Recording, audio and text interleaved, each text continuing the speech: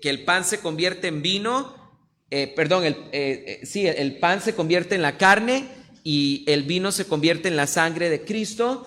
Y también explicamos por qué no creemos como los luteranos o los anglicanos en la consubstanciación, que creen que los elementos son al mismo tiempo carne y pan, sangre y vino.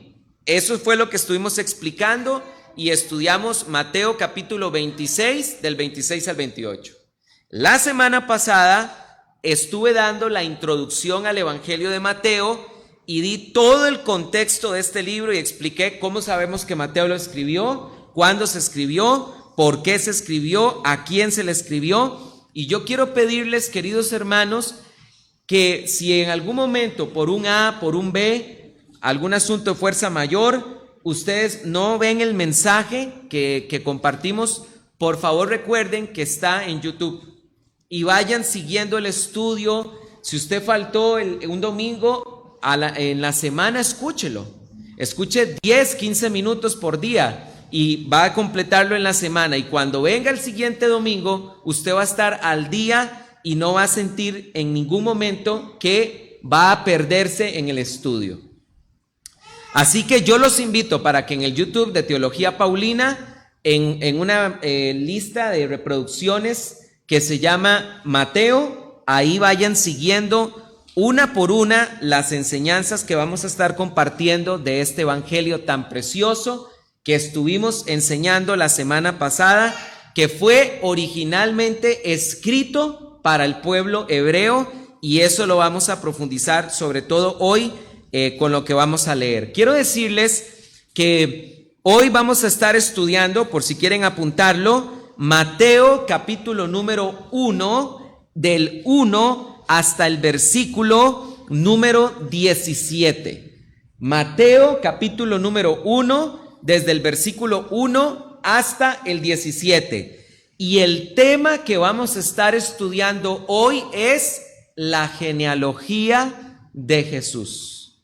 Ese es el tema de hoy, la genealogía de Jesús. Y tal vez ustedes se van a preguntar y van a decir, ¿qué vamos a estar estudiando si esos son puros nombres, verdad? Pues hay muchísimo que estudiar de estos pasajes. Así que vamos a leer los primeros 17 versos que vamos a estudiar hoy. Dice la Biblia de la siguiente manera: libro de la genealogía de Jesucristo, hijo de David, hijo de Abraham. Abraham engendró a Isaac, e Isaac engendró a Jacob, y Jacob engendró a Judá y a sus hermanos. Y Judá engendró de Tamar a Fares y a Zara. Y Fares engendró a Esrón, y Esrón engendró a Aram, y Aram engendró a Aminadab, y Aminadab engendró a Naasón, y Naasón engendró a Salmón, y Salmón engendró a Rahab, de Rahab a Boaz. Y Boaz engendró de Ruth a Obed. Y Obed engendró a Isaí. E Isaí engendró al rey David. De la de Urías, David engendró a Salomón. Y Salomón engendró a Roboán. Y Roboán engendró a Abías. Y Abías engendró a Asa. Y Asa engendró a Josafat. Y Josafat engendró a Joram, y Joram engendró a Uzías, y Uzías engendró a Jotam, y Jotam engendró a Acaz, y Acaz engendró a Ezequías. Versículo número 10. Y Ezequías engendró a Manasés, y Manasés engendró a Amón, y Amón engendró a Josías. Y Josías engendró a Jeconías y a sus hermanos en el tiempo de la deportación de Babilonia. Y después de la deportación de Babilonia, Jeconías engendró a Salatiel, y Salatiel engendró a Zorobabel, y Zorobabel engendró a Abiud, y Abiud engendró a Eliakim, y Eliakim engendró a Azor, y Azor engendró a Sadoc, y Sadoc engendró a Akim, y Aquim engendró a Eliud, y Eliud engendró a Eleazar, y Eleazar engendró a Matán, y Matán engendró a Jacob, y Jacob engendró a José, el marido de María, de la cual nació el llamado Cristo. De manera que de todas las generaciones, desde Abraham hasta David, son 14 generaciones. Y desde David hasta la deportación de Babilonia, 14 generaciones. Y desde la deportación babilónica hasta el Cristo, 14 generaciones. Miren, esto es muy importante, queridos hermanos, les voy a explicar por qué. La razón es la siguiente: uno puede decir, es desgastante tal vez para el lector estar leyendo todos estos nombres, y uno se pregunta, tal vez, ¿por qué dedicó Mateo tiempo para mencionar todo este montón de nombres? ¿Y por qué no pasó inmediatamente con el tema del nacimiento de Jesús, que es el tema que vamos a ver la próxima semana? Vean, ustedes no tienen idea, queridos hermanos, la importancia de estos pasajes y de esta genealogía, y les voy a explicar por qué. Este evangelio, recuerden que fue escrito pensando en el pueblo judío, y es muy importante que entendamos que cuando un judío llega y lee este evangelio, lo primero que está entendiendo es que Jesucristo es, sin lugar a dudas, descendiente de David, y es de la tribu de Judá. Y esto pone al cristianismo en una ventaja impresionante ante el judaísmo, porque los judíos hoy en día, desde luego que rechazan a Jesucristo como el Mesías, y ellos están esperando la venida del Mesías. Ahora, vean qué interesante esto. Después de que los romanos expulsaron a los judíos, destruyeron el templo en el año 70 y que los terminaron de expulsar en el año 135 de esta era, bajo la rebelión de Bar Cokhba, ¿saben ustedes, queridos hermanos, que los judíos olvidaron de qué tribu son? Hoy en día, si usted va a una sinagoga, los únicos judíos que saben de qué tribu son los judíos de la tribu de Leví, y precisamente es porque era muy importante que no se olvidara que ellos eran de la tribu de Leví, porque cuando Israel vuelva a tener un templo, necesitan que sea estrictamente levitas los que ejerzan el sacerdocio. Sin embargo, hoy en día un judío no sabe si es de Judá.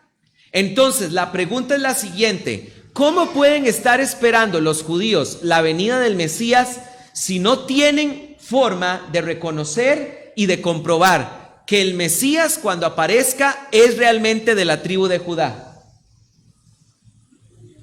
¿Lo entienden? Cuando aparezca el Mesías, según ellos, ¿cómo van a poder saber si realmente es de la tribu de Judá o no, si ya ningún judío sabe si es de esa tribu? En cambio, vean ustedes cómo comienza el Evangelio de Mateo: genealogía de Jesucristo, hijo de David, hijo de Abraham. Abraham engendró a Isaac, Isaac engendró a Jacob, Jacob engendró a Judá y sus hermanos, y vemos que hay una genealogía bien clara acerca de Jesucristo. Este es uno de los puntos más fuertes del cristianismo a favor del caso de que Jesús es realmente el Mesías. El Mesías tiene que ser estrictamente de la tribu de Judá, el Mesías tiene que ser estrictamente descendiente de David, y aquí Mateo se encarga, como buen judío, de decirle a los judíos que no les quepa la menor duda de que Jesucristo viene de este linaje. Vean qué interesante esto. Vean el versículo 1:1, dice: libro de la genealogía de Jesucristo, hijo de David, hijo de Abraham. ¿Por qué no empezó de una vez narrando hijo de Abraham, Abraham engendró a Isaac? ¿Por qué? ¿Por qué el versículo 1 hace esta declaración: hijo de David, hijo de Abraham? Esto nos revela la intención de Mateo con esta genealogía. Mateo quiere presentar a Jesucristo como verdadero descendiente de David, lo cual es la plataforma para enseñar que Jesucristo es ese rey que se le había prometido al rey David, que se iba a sentar en su trono para siempre. Porque óiganme bien lo que les voy a decir. En Primera de Samuel, en Segunda de Samuel y en Segunda de Crónicas, al rey David se le promete que uno de sus descendientes va a ocupar el trono de Israel para siempre. Y esto es lo que quiere Mateo decir. Jesucristo es ese rey del linaje de David que ustedes están esperando, pero también lo presenta como hijo de Abraham, porque a Abraham se le hizo una promesa de que en su simiente serían benditas todas las naciones de la tierra, todas las familias de la tierra. Y es por esta razón, queridos hermanos, que se está diciendo que también Jesucristo es descendiente de Abraham, porque en la simiente que es Cristo es que se cumple la promesa que Dios le hizo a Abraham. ¿Ya están entendiendo el propósito de esta genealogía? Es muy importante que ustedes entiendan que nunca fue la intención de Mateo hacer un árbol genealógico perfecto e ininterrumpido de la vida de Jesús. Ese no fue su propósito, ¿me oyeron? No es un mero árbol genealógico el que está haciendo Mateo, ni tampoco es su intención registrar todos los descendientes de Jesús. Porque escúchenme bien, si nosotros somos minuciosos y empezamos a estudiar esta genealogía, nos vamos a dar cuenta que algunos descendientes de Jesús aquí no son mencionados. Como por ejemplo, ¿cuáles? Vean lo que dice la Biblia en el versículo número 8. Versículo número 8. Dice la Biblia así: y Asa engendró a Josafat, y Josafat engendró, y ojo ahí con ese nombre, Josafat engendró ¿a quién? A Joram. ¿Y Joram engendró a quién? Ok, pónganme en atención. Entre Joram y Usías, Mateo omitió 4 descendientes de Jesús directos. ¿Cómo lo sabemos? Vayan a Primera de Crónicas, capítulo 3, por favor conmigo. Primera de Crónicas, capítulo número 3. Vean qué interesante esto. Primera de Crónicas, capítulo número 3. Recuérdense que son 2 nombres importantes. Joram engendró, dice Mateo, a Usías. Pero vean lo que dice Primera de Crónicas, capítulo 3, en el versículo 11. Dice la Biblia de la siguiente manera. Dice, vamos a leer desde el 10 para tomarlo con más contexto. Hijo de Salomón fue Roboam, cuyo hijo fue Abías, del cual fue hijo Asa, cuyo hijo fue Josafat, de quien fue hijo ¿quién? Joram. Pero Mateo de Joram salta directamente a Usías. Pero aquí la genealogía de Primera de Crónicas dice, cuyo hijo fue Ocosías, hijo del cual fue Joás, del cual fue hijo Amasías, cuyo hijo fue Azarías, e hijo de Jotam. ¿Lo vieron? Y después dice, hijo este fue de Acaz, dice, hijo este fue de Acaz. Ahora, pónganme mucha atención, queridos hermanos. No hay ningún problema en lo absoluto de que Mateo haya oprimido o omitido algunos nombres, porque esto yo se los expliqué a ustedes la semana anterior. Recuérdense que Mateo quiere presentar la genealogía de Jesús desde Abraham hasta David, 14. Desde David hasta la deportación babilónica, 14. Y desde la deportación babilónica hasta el Mesías, 14. ¿Por qué razón? Porque habíamos visto que la palabra hebrea David en hebreo, que está escrito con 3 letras hebreas, Dalet, Vav, Dalet, Cada letra tiene un número. Dalet vale 4, Baf vale 6, más otro Dalef 14. El número de David en cuanto a la gematría, en cuanto a la cantidad, porque cada número, cada letra en el hebreo tiene un número, la gematría de David da 14. Entonces, este era un recurso que estaba usando Mateo para que la gente se pudiera aprender de forma, le favoreciera su memoria, cómo podían aprenderse el linaje de Jesús. 14, 14, 14.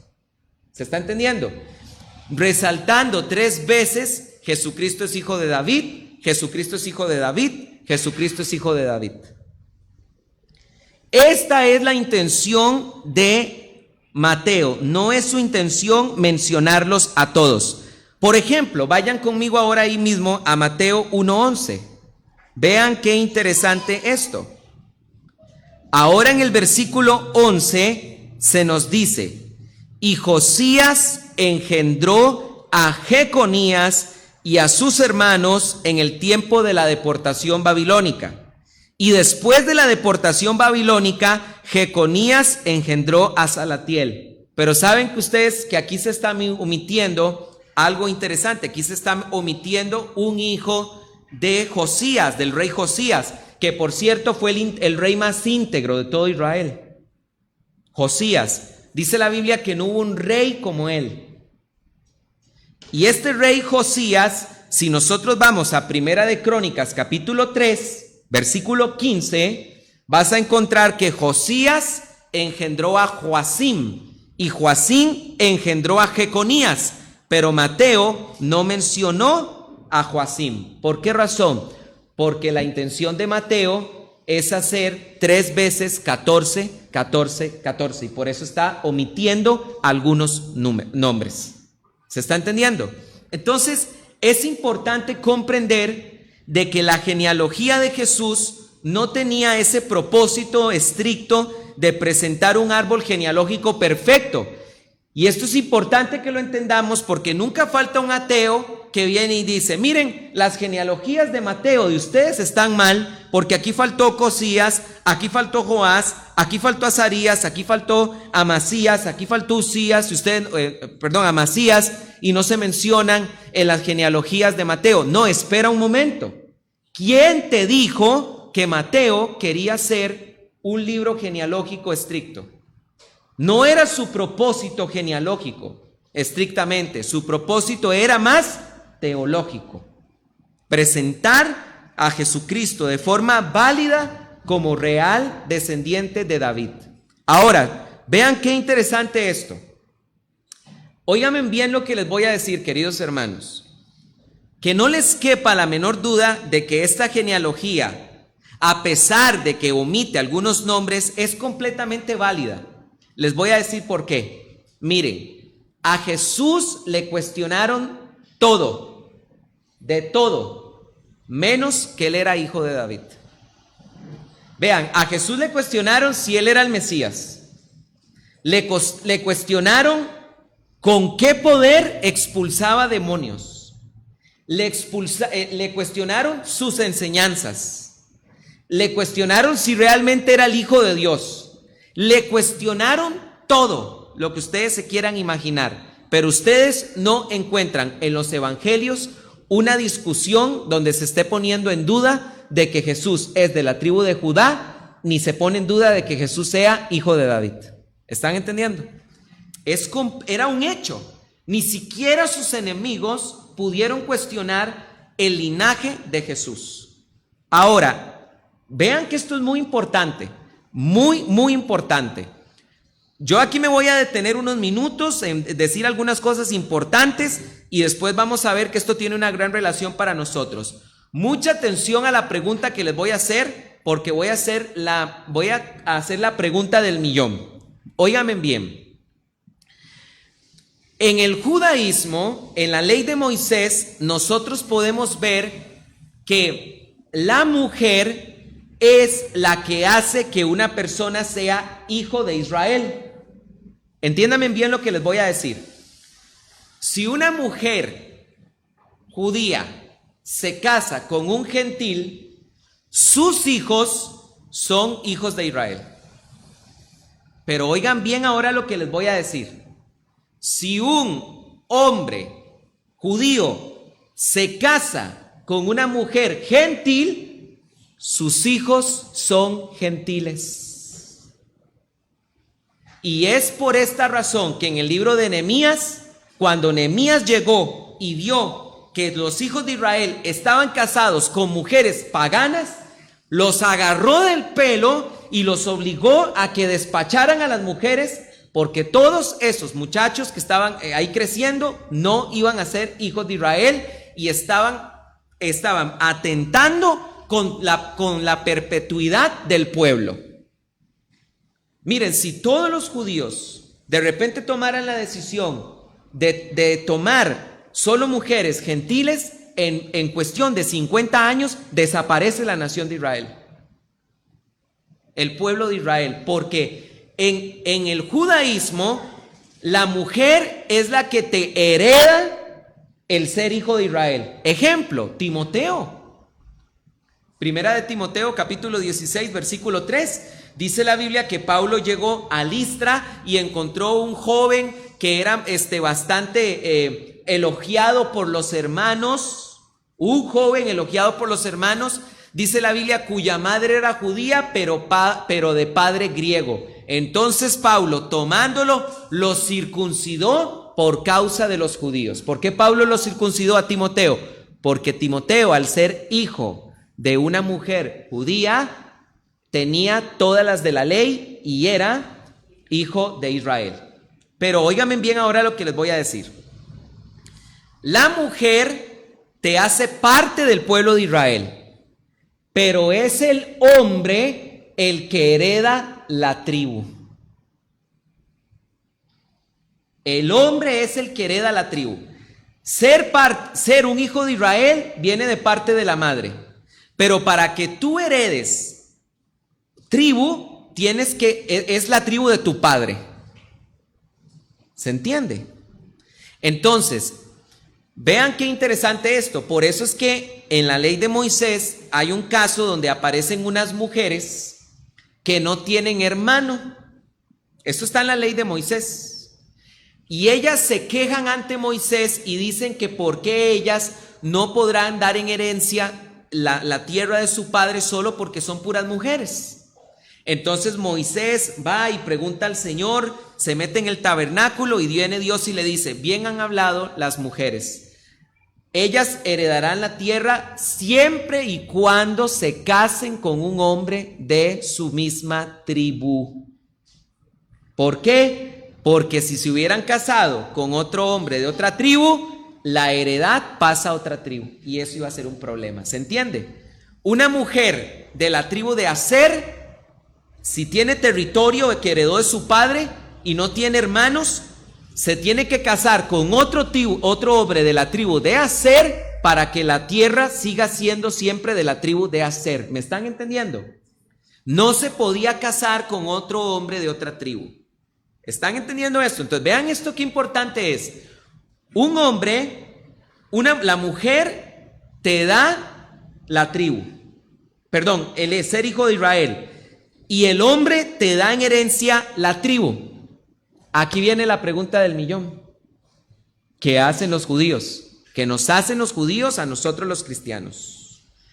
Si Jesús es hijo de Dios, porque Jesús no es hijo de José, sino que es hijo de Dios, y Dios no tiene tribu, ¿cómo dicen ustedes los cristianos que Jesús es de la tribu de Judá? Buena pregunta, ¿eh? Excelente pregunta, ¿verdad?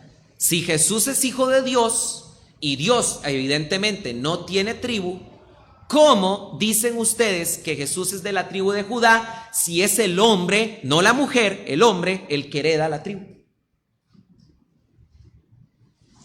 Y eso se llama en la Biblia, tiene que ver con una ley en el Antiguo Testamento que se llama la ley del leribato. Que esa ley decía, pónganme atención, otra ley que necesitamos entender. Vean qué interesante esto. En la ley de Moisés hay una ley que se llama la ley del leribato, que dice lo siguiente: si un hombre tiene una esposa, ¿verdad? Se casó con ella, pero este hombre muere sin engendrar hijos, su hermano tenía que tomarla por mujer y tener hijos con ella para que los hijos fueran contados de parte del difunto. Esto es lo que nosotros hoy en día como conocemos, por decirlo así, como un padre político. ¿Se está entendiendo? Esto es muy interesante porque José, el esposo de María, como padre político, o sea, estamos encontrando en la ley de Moisés el principio de un padre político. Si el hermano del difunto tiene hijos con la viuda, no son hijos de él, aunque sean biológicamente hijos de él, no son hijos de él, son hijos del difunto. Por eso es que Dios mató a uno de los hijos de Judá. Vamos a la Biblia Génesis para que me puedan entender, por favor. En el libro de Génesis.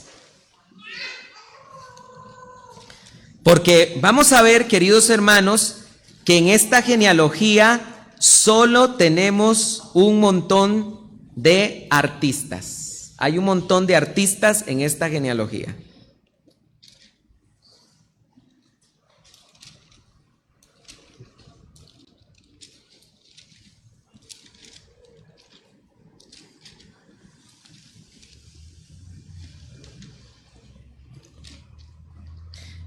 En Génesis capítulo número 38. Génesis capítulo número 38. Capítulo 38, versículo 7. Miren, Judá tenía dos hijos que se llamaban y Onán. Y Onán. Versículo 7. Pero el primogénito de Judá, era perverso ante Adonai, y Adonai hizo que muriera. Dios le quitó la vida a porque era un hombre perverso.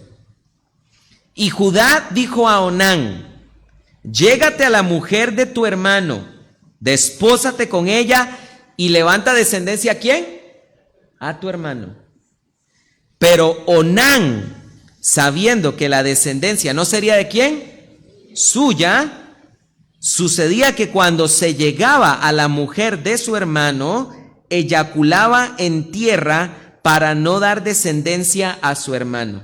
Vean qué hombre más perverso, ¿verdad? Se acostaba con la mujer de su hermano, con la viuda de su hermano, y no quería eyacular adentro, entonces vertía en tierra para no dejar descendencia a su hermano. Entonces dice el versículo 10: y lo que hacía pareció mal a Elohim, y también a él lo hizo morir. ¿Por qué? Porque Onán sabía que si tenía hijos con ella, los hijos no iban a ser contados para él, sino de otro. Lo mismo pasa con Jesús. Jesús es hijo de Dios y también es contado como hijo de otro, hijo de José. Y al ser contado como hijo de José, hereda Jesucristo la tribu. ¿Lo entendemos? Jesucristo tiene todo el derecho legal de ser considerado de la tribu de Judá. Entonces, esa es la respuesta si algún día un judío te hace esta pregunta. Y si algún día un judío te pregunta eso, no se te olvide preguntarle tú también a él y dile: ¿cómo van a hacer ustedes para reconocer al Mesías cuando él aparezca si ustedes no saben quién es de la tribu de Judá? Hazle esa pregunta. Ahora, pónganme mucha atención, queridos hermanos. Ya después de ver algunas complicaciones teológicas que presentaban esta genealogía de Mateo, déjenme dedicar los últimos minutos de este mensaje para hablar más a nuestro corazón. Vean, queridos hermanos, Yo no sé si ustedes pusieron atención a leer estos nombres o si algunos de estos nombres les son familiares. Pero óigame, en esta genealogía existen un montón de estrellas. De verdad, un montón de personajes. Déjenme decirles algunos de ellos.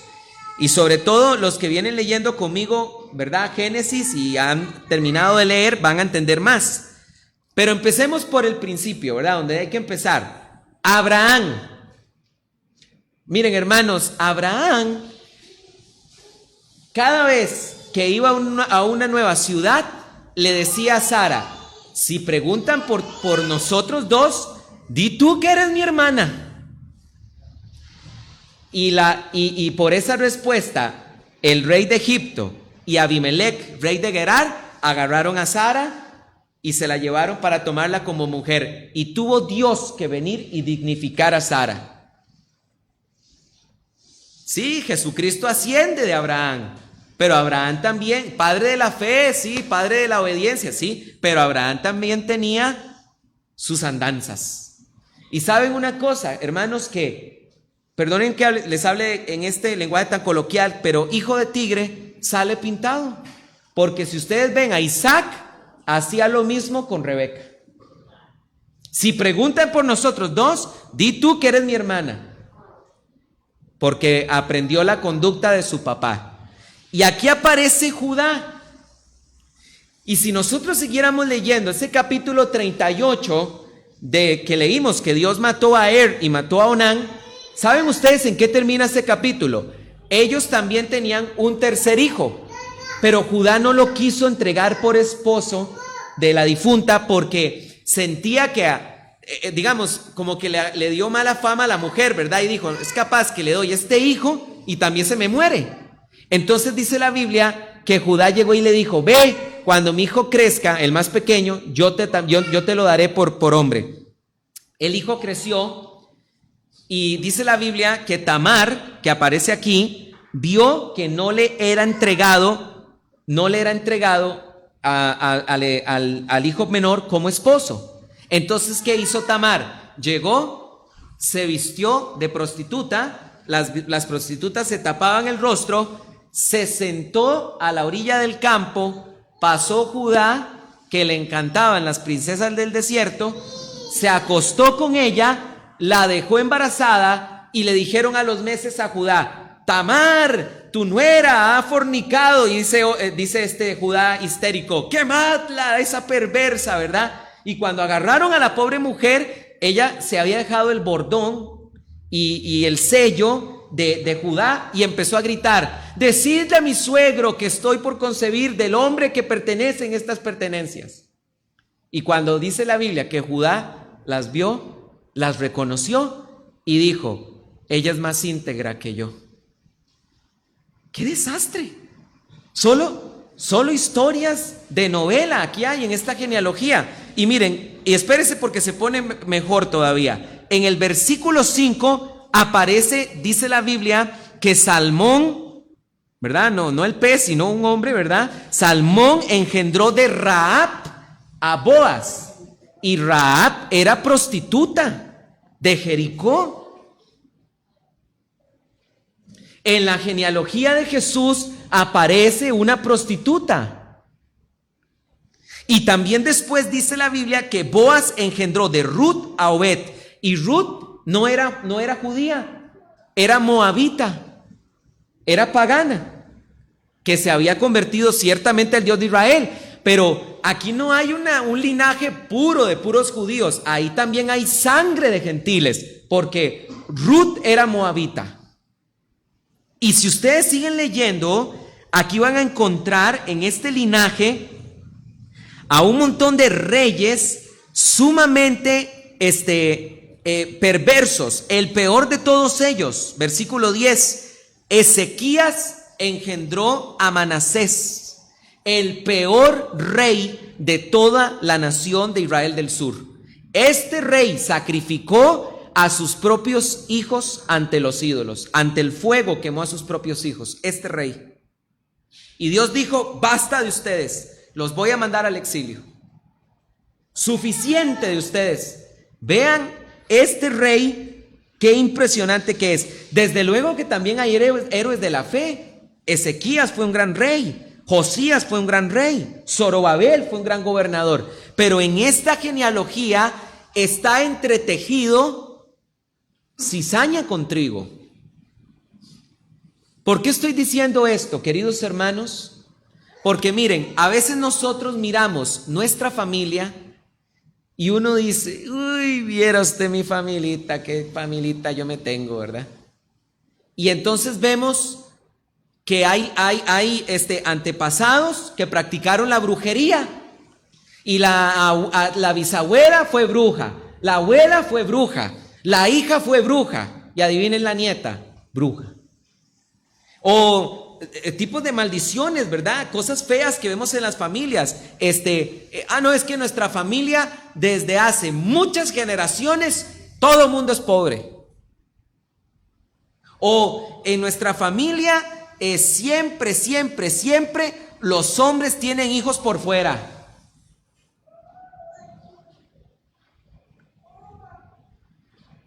Como un día, ¿verdad? Que me hizo una broma, bueno, no una broma, es la abuelita Andrea un día me dice, ¿cuántos hijos tiene usted? Y le digo yo, ve, ¿cuándo ha visto usted a Andreita embarazada? Por fuera. Eso me dijo.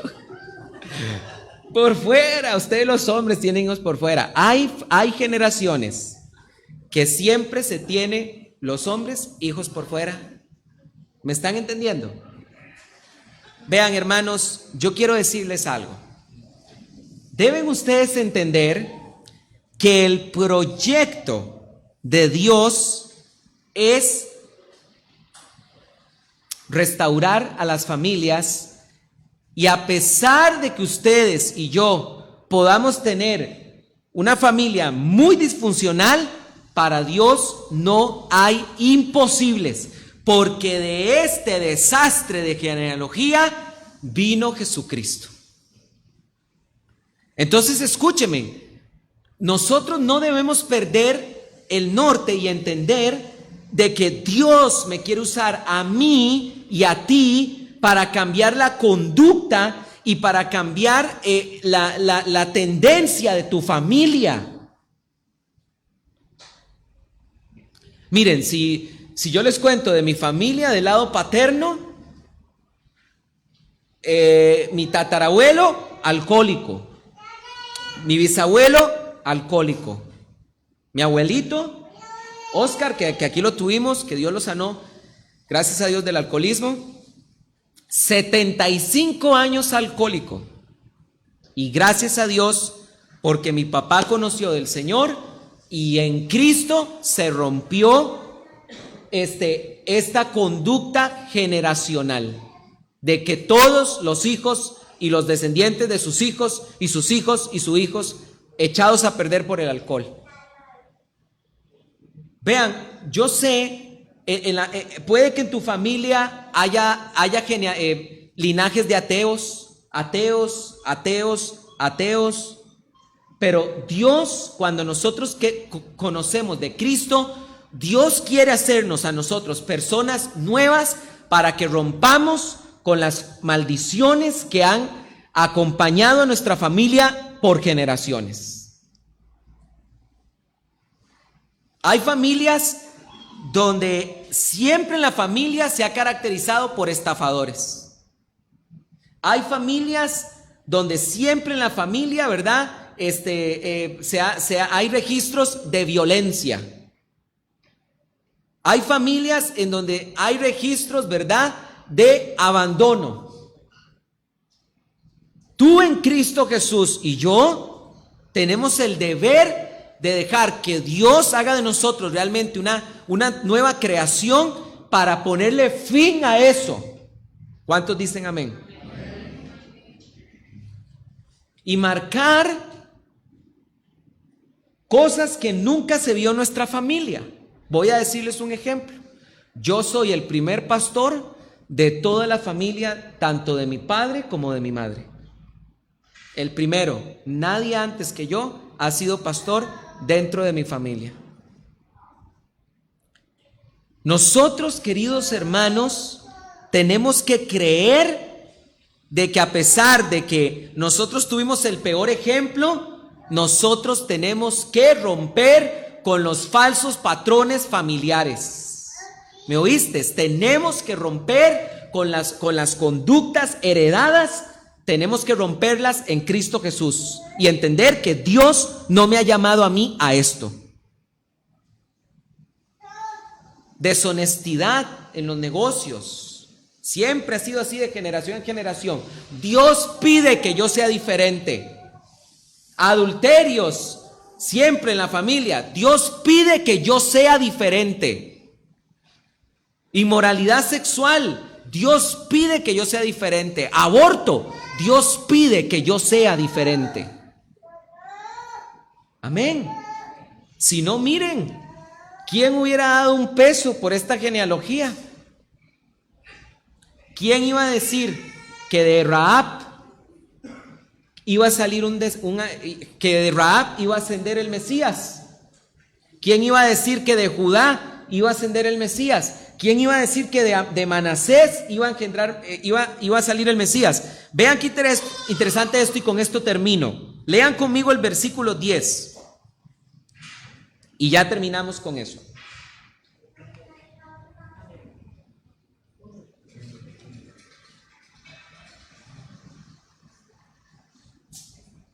Dice la Biblia: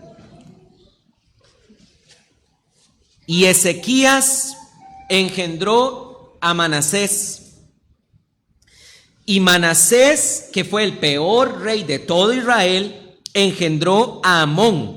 Amón fue otro rey malo, y Amón engendró a Josías, el rey más íntegro de todos. Su abuelo, un diablo. Su papá, un hombre perverso. Y este rey, dice la Biblia, que le llevaron el libro de Deuteronomio y lo empezaron a leer, y se dio cuenta de que habían abandonado el pacto, y fue el rey que más entregó a Dios y restauró el sistema religioso, barrió con la idolatría, volvió a celebrar la Pascua, las reformas de Josías. Es impresionante este rey. Pero no lo aprendió de su papá ni de su abuelo. Fue una decisión personal entre él y Dios. Y así estamos tú y así estamos yo. Cada uno de nosotros hemos tenido nuestro encuentro personal con Cristo. Déjate esculpir a la imagen de ese varón perfecto que es Cristo Jesús. Amén. Cambiemos el patrón de nuestra familia. Rompamos ese patrón. Los patrones malos que ustedes aprendieron de su familia, rómpanlos. Padre, te damos gracias en el nombre de Cristo Jesús por tu palabra. Porque tu palabra, mi Dios, es la verdad. Y Señor, dice tu palabra que aquel que comenzó la buena obra será fiel en completarla. Tú, Jesucristo, comenzaste en nosotros una buena obra y no vas a descansar hasta acabarla. Queridos hermanos, ustedes que están ahí con sus ojos cerrados, ustedes saben cuáles son las conductas heredadas de su familia.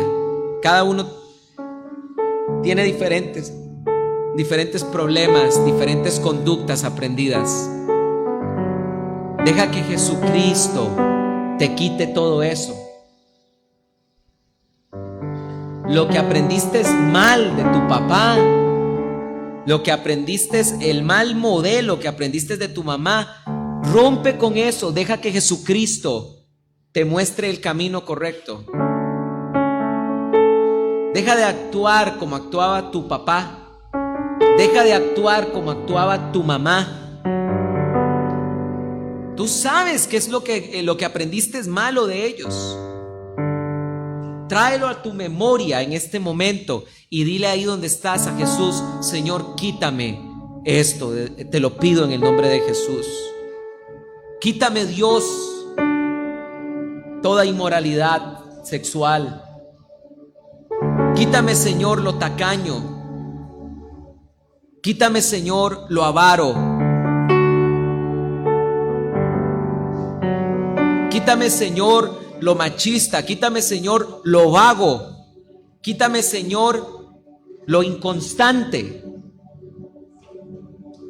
Quítame todos los malos patrones que yo aprendí en mi hogar, que han esculpido mi carácter, que hoy repercuten en mi forma de pensar, en mi forma de hablar, en mi forma de actuar, en la persona que soy yo. Te entrego todo esto, Señor, en el nombre de Jesús. Y haz de mí, Señor, una persona diferente. No importa si mi árbol genealógico, Señor, estuvo lleno de estrellas. Señor, hazme a mí una persona diferente.